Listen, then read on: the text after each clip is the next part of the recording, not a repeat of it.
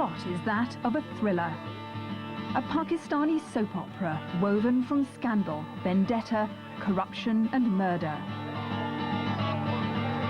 At its heart, a playboy, Asif Zardari, accused of stealing millions from state coffers and conspiring to kill his own wife's brother.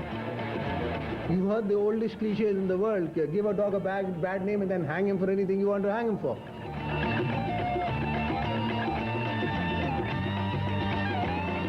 By his side, his consort, the fairy tale princess who became the most powerful woman in the land.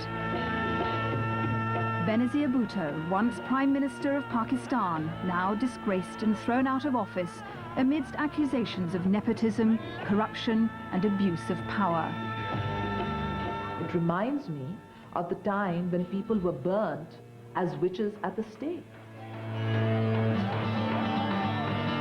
Now the people will vote for a new government. A knight in shining armor has sworn to save the poor of Pakistan from what he calls the corrupt elite. So far, the sharks have got away with it. But at the end of the day, will the princess and the playboy really have to face the music?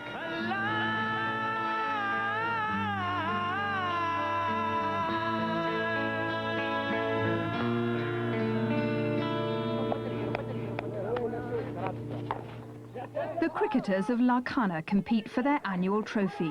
Benazir Bhutto, the most famous daughter of this small town, will present it.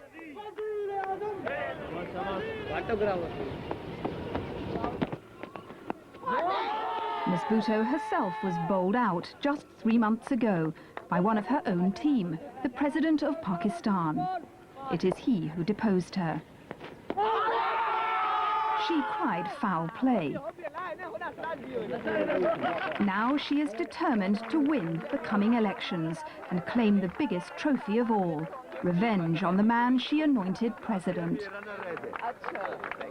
It is he who has accused her and her husband of plundering Pakistan.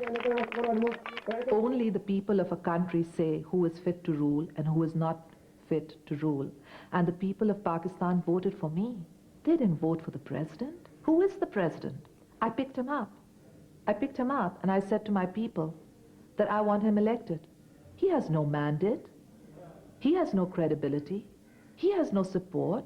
I am the elected Prime Minister of Pakistan.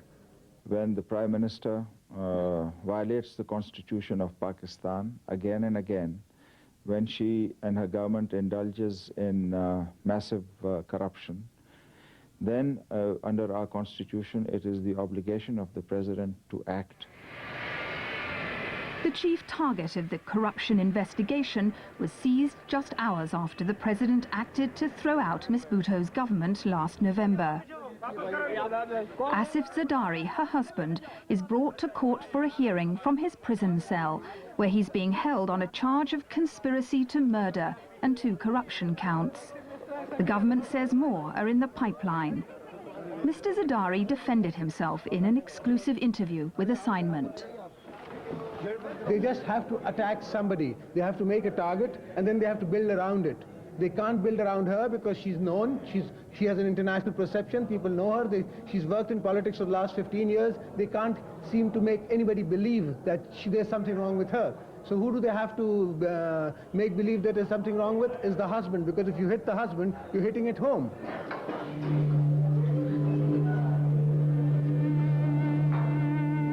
In a vast family mausoleum still under construction, Benazir Bhutto marks the anniversary of her father's birth.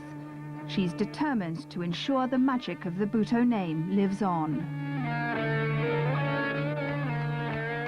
Zulfikar Ali Bhutto became Prime Minister in 1972. He was an autocratic feudal landowner with a socialist vision. He was hung by a military dictator, martyred in the cause of democracy. Benazir inherited her father's mantle. Her life echoed his own. A bright student at Oxford, she was imprisoned by the general who killed her father and exiled in London. In 1986, she returned in triumph to take over as leader of her father's People's Party of Pakistan. She was a princess, waiting to become the queen of her country. This educated, westernized woman who challenged martial law seemed to have a real chance of breaking her own and her country's feudal bonds to bring new hope to the poor of Pakistan.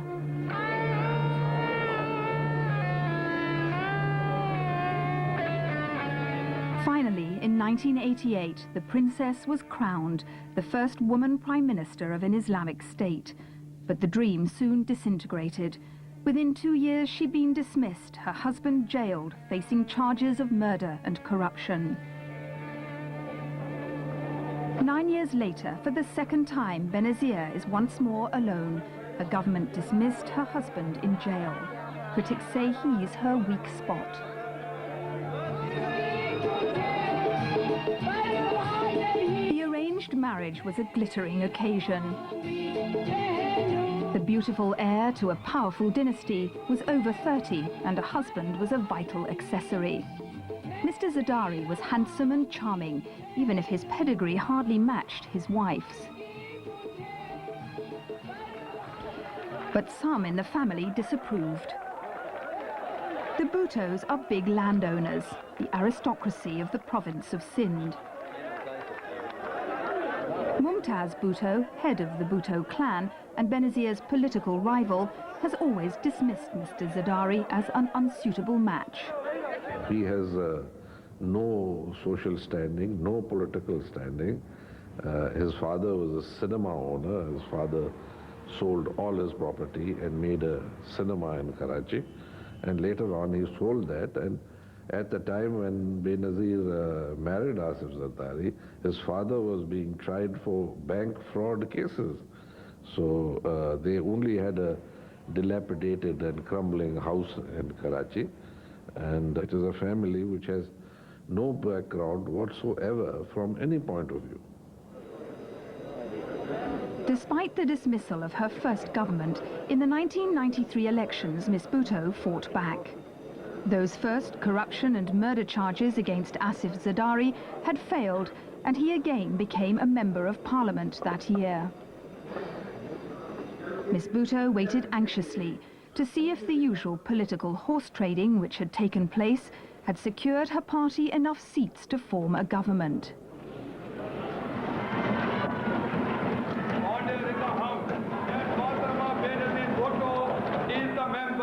Commanding the confidence of the majority of the members of the Senate.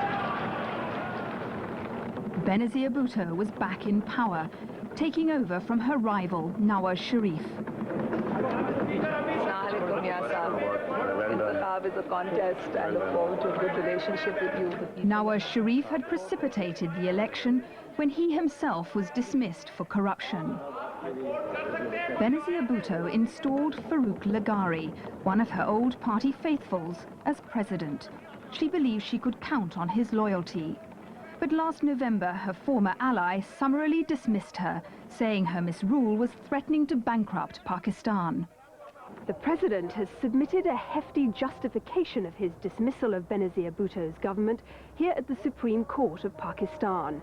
It reads like a political thriller, accusing her of sanctioning a shoot-to-kill policy.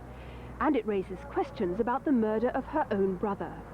But most detailed of all are the 200 pages cataloguing corruption, nepotism, and violation of the rules of government. Those charges are laid at the door of Ms. Bhutto and her husband Asif Zardari. We've been investigating the allegations against the former first couple, which have divided both the country and the Bhutto dynasty. In the courtyard of Ms. Bhutto's home in Lakhana, the Pakistani style of politics, patronage and feudal obligation has remained unchanged for decades. Petitioners wait outside to ask favors in return for delivering votes. Loyalty and votes have always been bought by every party in Pakistan. But Ms. Bhutto is accused by the president of using patronage to concentrate power in her own hands in an unprecedented way.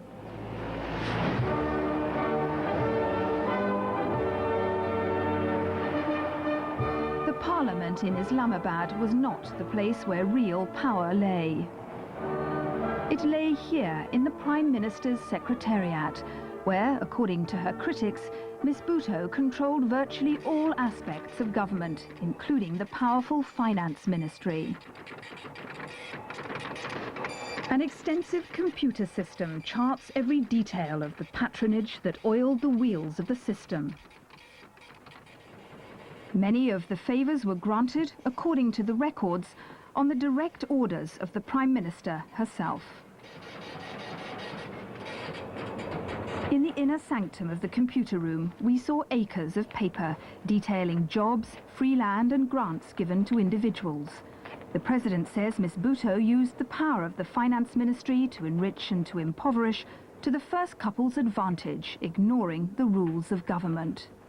The entire governmental processes, the cabinet, all these were being used as rubber stamping fora for getting projects and programs through, which did not have any relevance to the economic needs of the people of Pakistan, but which were white elephant projects and had massive kickback and commission opportunities. Accusations, accusations, accusations. And I say those accusations were lies, they were unfounded. Of course I had the reins of power. I was Prime Minister. The Constitution says the Prime Minister is Chief Executive. But I was Chief Executive to bring about social enlightenment. I was Chief Executive to show Islam as a religion of moderation.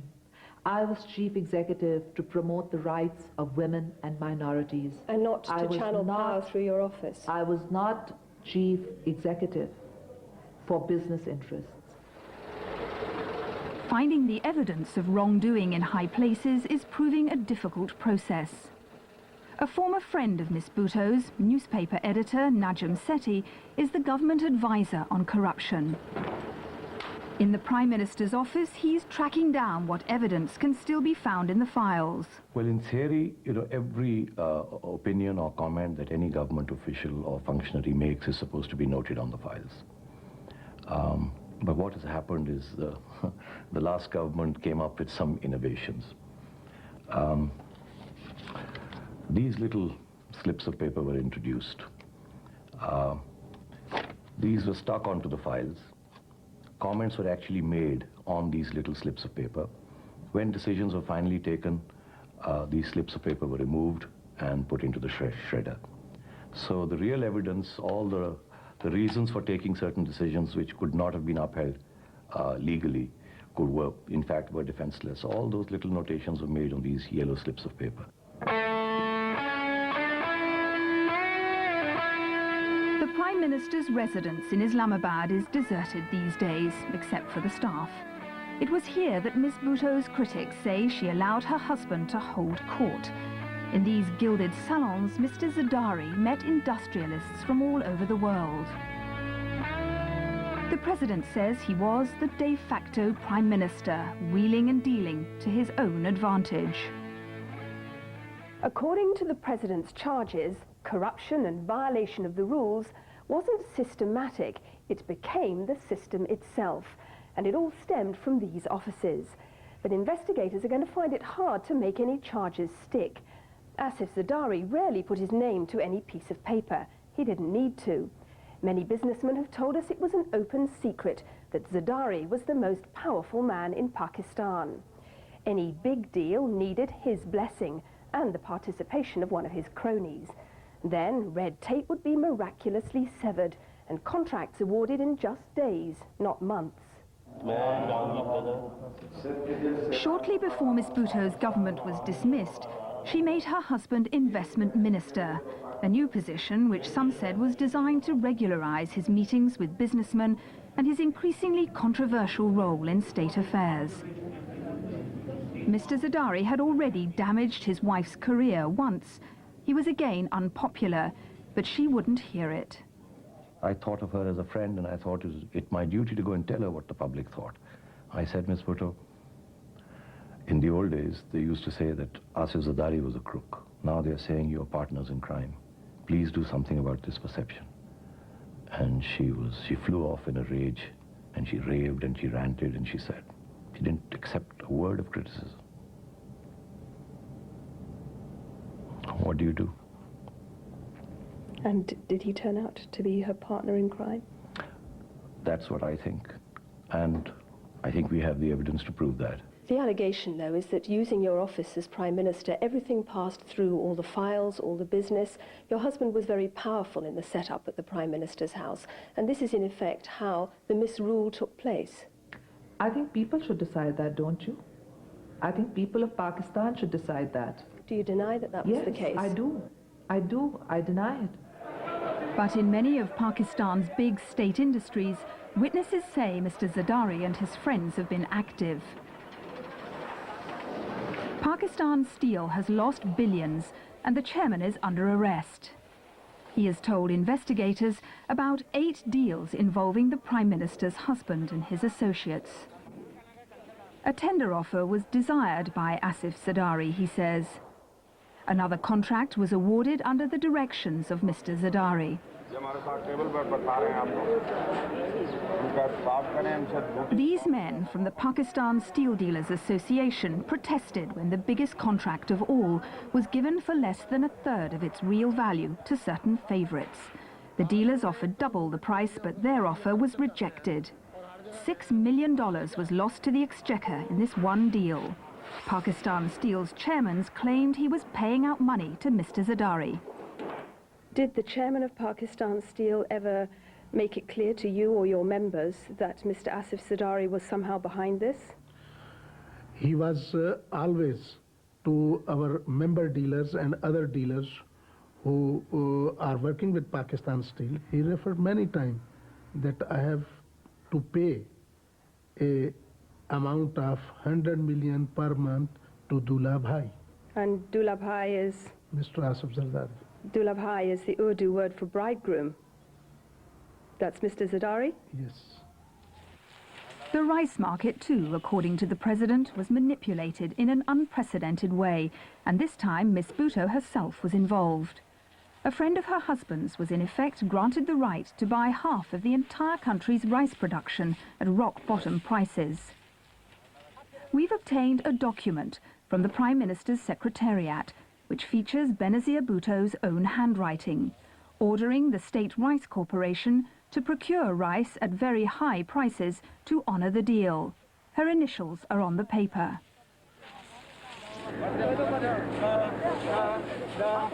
She overruled her officials' objections, claiming legal obligation. Her decision cost the exchequer $41 million. It was just one of many deals, which the present government calculates lost the state an estimated $12 billion during Miss Bhutto's last government. The president's convinced a significant amount went into the pockets of the first couple. The husband of the Prime Minister used to boast amongst his friends that he and Benazir had already skimmed $1.5 billion of the Pakistan economy in the 3 years that they had been in power. You were known as Mr. 10%. How can you account for that? But for 3 years I was in prison before, and I was known as Mr. 10% then. How come in 3 years they couldn't prove anything? I can't be there sitting inspecting everything myself. Benazir Bhutto's making a royal progress through Lakhana. A few villagers turn out to wave. But there are no large enthusiastic crowds. Miss Bhutto's losing support even here in her party's heartland. She's been damaged by the charge of misrule, but insists she always acted in the interests of the people. So the president's accusation that you actually lost over 40 million is wrong. It's wrong. No charges have yet been brought against her personally, nor has she been barred from the election. She challenges the president to a legal fight, not a propaganda war. Go to a trial court. Why a media court? Why a smear campaign? Go to a court. There are laws. There are courtrooms. But we are not to be tried by the law. We have to be tried by the media. Because when you try somebody by media, people get confused. They're not lawyers. They don't know the rules. They don't know the regulations. They don't have access to all the documents. So try somebody by the media and sentence them, because you know they're innocent and you can't do it by a court of law.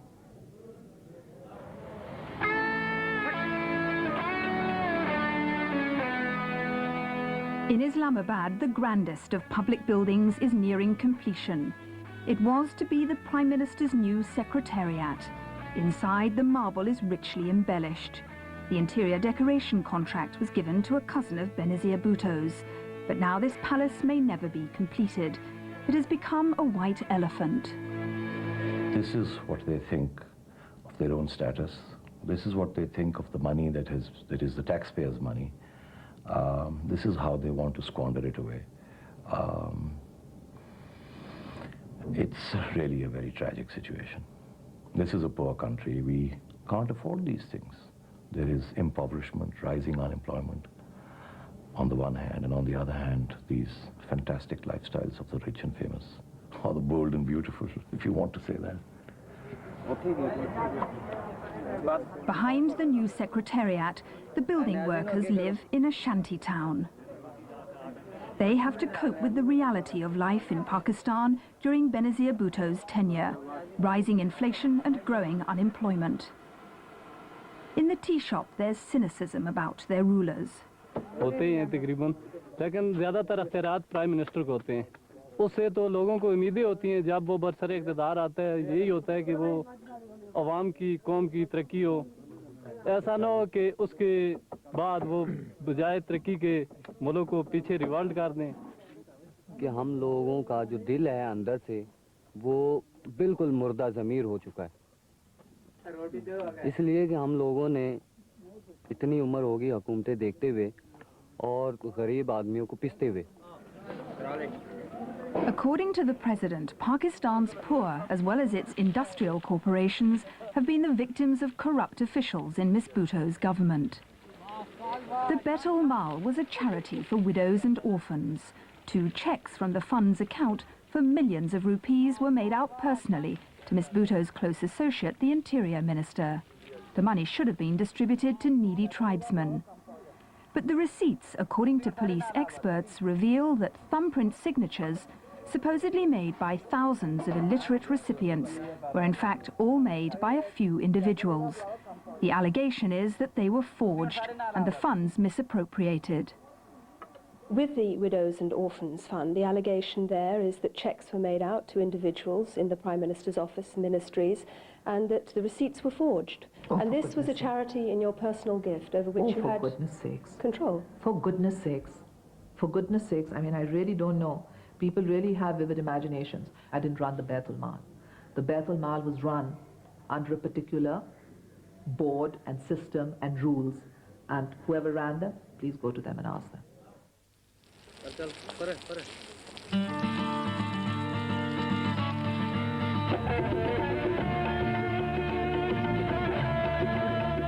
In contrast to the lot of the poor, at the Prime Minister's house, Miss Bhutto's husband enjoyed special privileges. 2 14-acre polo fields were carved out of a mountain, along with a practice area for his polo-playing friends. 47 stables were built for his polo ponies, all at public expense. We've obtained documents from Islamabad's local authority, which had to foot the bill. They detail the works and the costs, millions of rupees. In all, Mr. Zardari's lifestyle is reckoned to have cost the state over £1 million. What lifestyle? I live on government expense. For the last 3 years, all my expenses were paid by the government. Living in a PM house, you don't pay for nothing. Well, for example, why is it that the government was expected to pay the expenses for your polo ponies? They weren't paying for my polo ponies. There were a bunch of friends. Polo field is a grass field 14 acres long. It's not a multi-story building that you're constructing with a lot of money. And let them bring that charge against me. Let them prove it.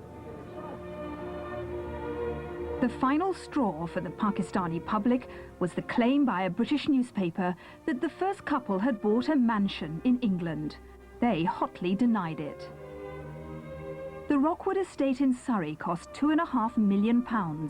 The mysterious new owners were reclusive. They quickly applied for planning permission for 64 stables.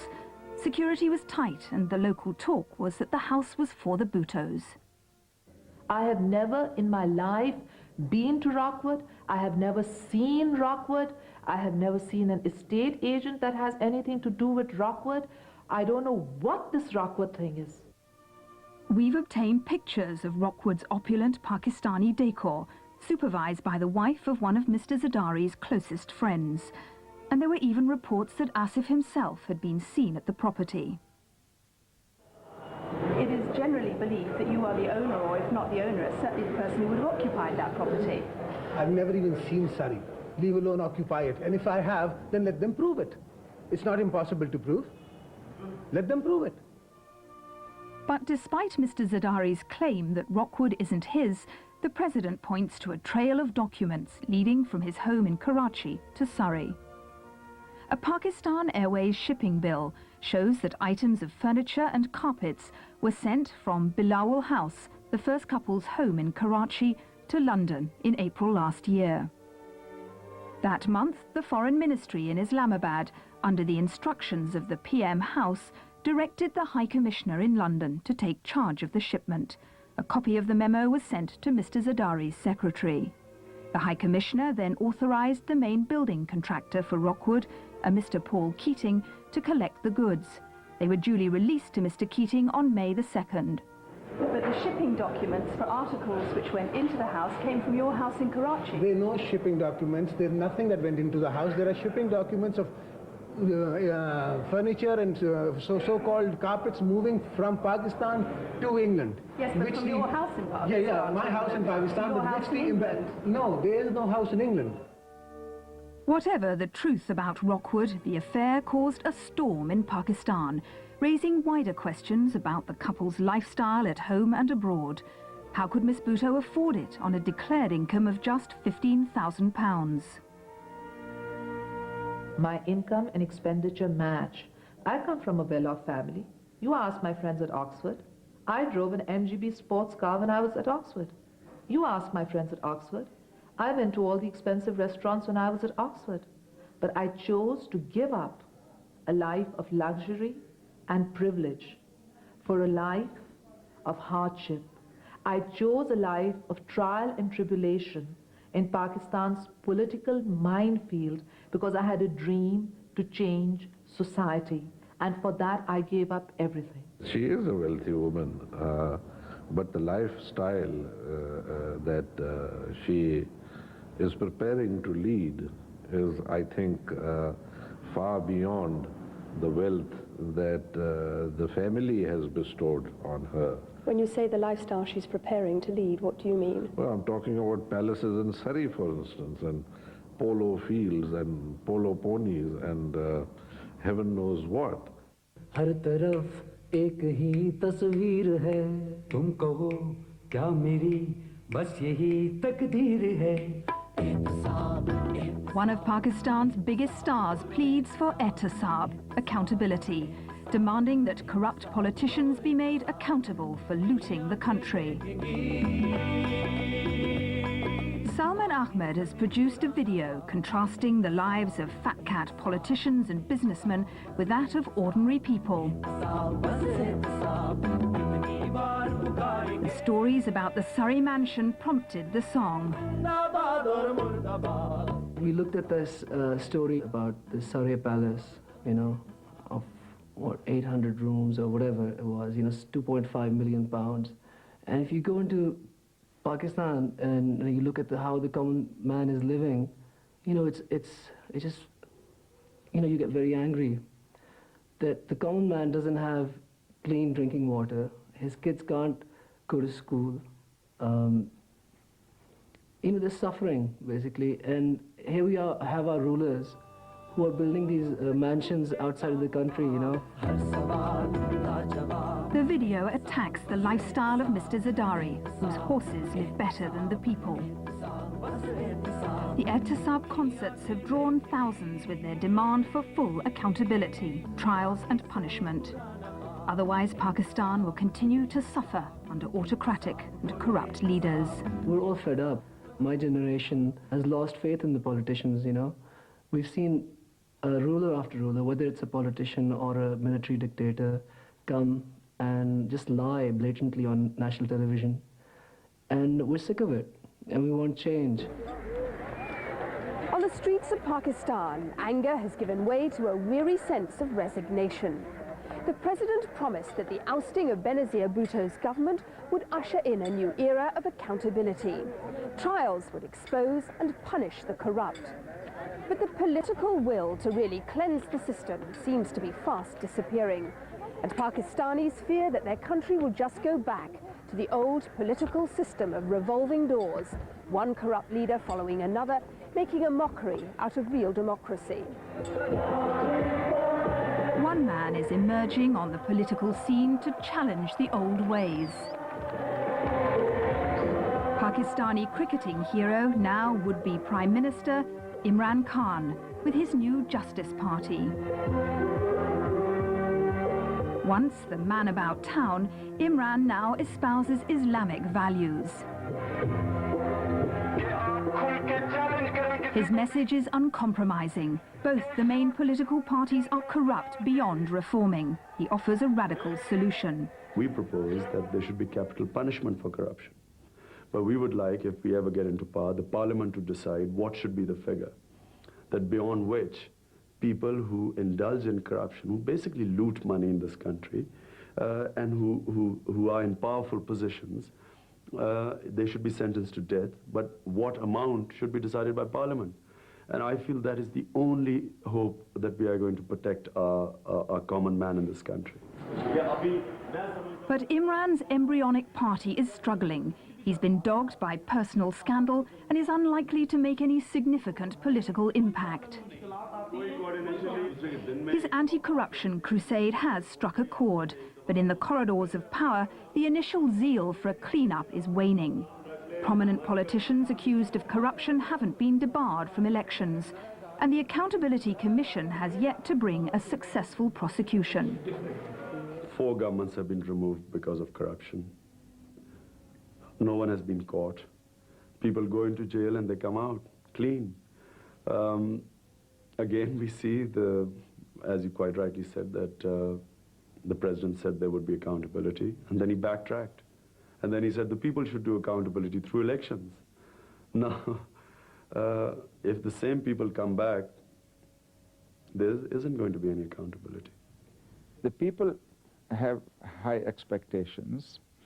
They want me literally to slaughter what they consider to be corrupt politicians across the political spectrum. Now, I cannot do anything against the law. It takes time. It cannot be done quickly. The people expected me to just debar them. I could not do that under the Constitution, and I would not do that as a Democrat.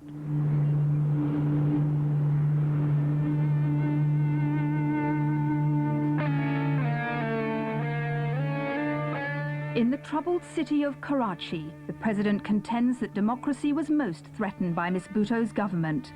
Thousands died in ethnic strife, and the police are accused of staging encounters to kill suspected terrorists with the backing of the state. The controversy over police actions reached ultimately to the door of Ms. Bhutto's own family home here, where Murtaza, her estranged brother, lived. He too claimed to be his father's political heir, and his bitter rivalry with his sister had split the People's Party. Murtaza openly called Mr. Zardari, Asif Baba and the 40 thieves. He'd also clashed with Karachi's police, and he warned they were out to get him. I challenge them to come and arrest me. If they can face the consequences afterwards, the political consequences. That very evening, September the 20th, Murtaza and his bodyguards returned home in a convoy of cars.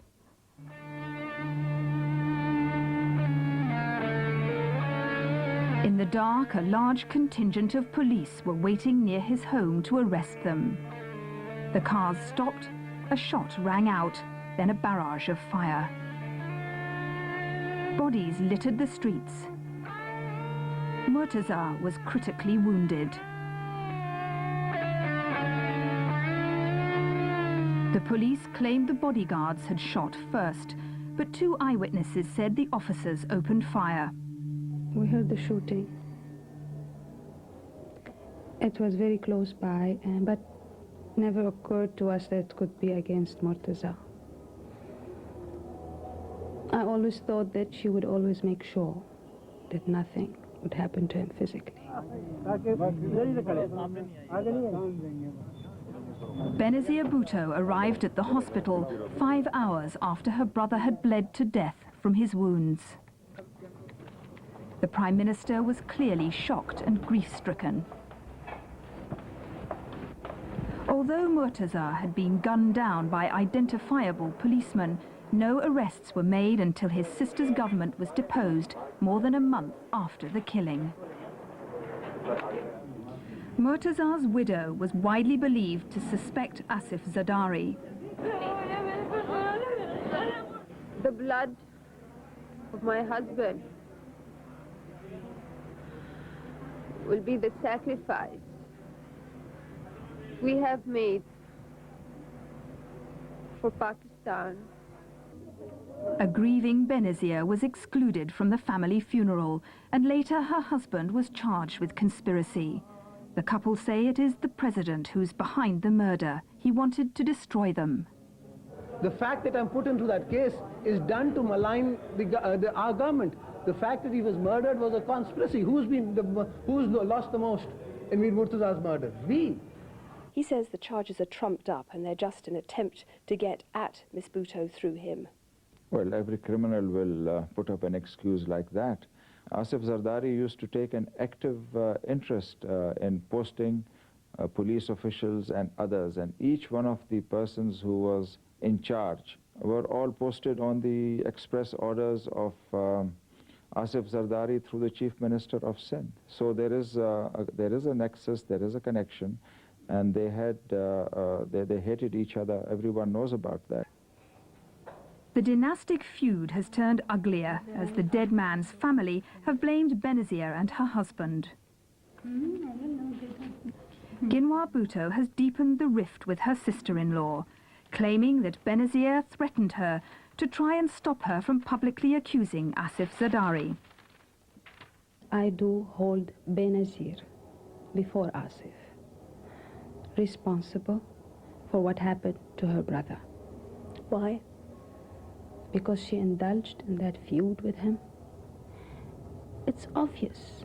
I mean, the experienced politician she is, couldn't she have guessed that the conspiracy can hatch very easily in such circumstances, the circumstances of the feud that she indulged in with her brother? I loved my brother and my brother loved me, and I know that my brother was killed to overthrow my government. And I know that my sister-in-law is making this charge in collusion with the president because she wants to see the Bhutto family eliminated, and she's been attracted by the prospect that she can gain political power. On the campaign trail, Murtaza's name still lives on. Now Ginwar heads her husband's party. Though born in Lebanon, she's fast becoming a seasoned Pakistani politician. Benazir has lost her way, says Ginwar. But she wants their votes to restore the tarnished Bhutto name and work for the poor, not the rich. We're not in a hurry, we're not in a rush. Our aims are much farther than these elections. And hopefully, with the support of the people and with the grace of God, we'll be able to make a difference, and that will be the revenge. Many believe she could be a threat to you electorally. Oh, for goodness sake, give us a break. How can a 2-day-old Pakistani be a threat to the daughter of Zulfikar Ali Bhutto? How can a 2-day Pakistani be a threat to somebody who's been elected twice Prime Minister of this country? Miss Bhutto still says she's confident that she has the backing of the people. But even in Larkana, her support is slipping away, despite the old feudal loyalties. Now the Supreme Court has ruled that the president was right to dismiss her. Facing defeat, she's defiantly declared that the election will be rigged and the People's Party won't accept the results. It's a far cry from the promise of a decade ago. She was much more than a dream come true. There was so much promise. Some of us were watching her swearing in on television and we wept with joy. It's been downhill all the way. I cannot forgive her for squandering this second opportunity. She could have made this country. She's given us a very bad legacy. Somewhere along the line, her feudal instincts came to dominate her Western education and her sense of liberalism. Somewhere along the line, she reverted back to being a queen instead of being a democrat that she'd always promised us she would be. I feel very sad. Number 2, number 3. Okay, who's number 1? Benazir Bhutto, alone with her family, is increasingly isolated. Because I'm born second. But she counters each setback with the self-conviction she's passed on to her children. Saucy girl. Why spill up hands? The youngest is named Asif after her father. This tale of a dynasty isn't yet over.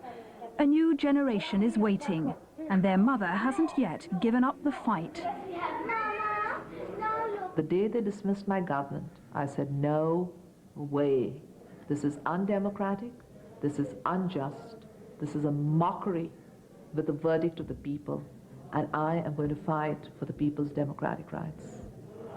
Even if they can't make the charges stick, surely your wife is finished politically. That's what they thought the last time around. Who tells you she's finished? No way. People's Party is in the bloodstream of the people of Pakistan. It does not finish because you accuse it of something. It doesn't happen like that. That's exactly what they thought the last time.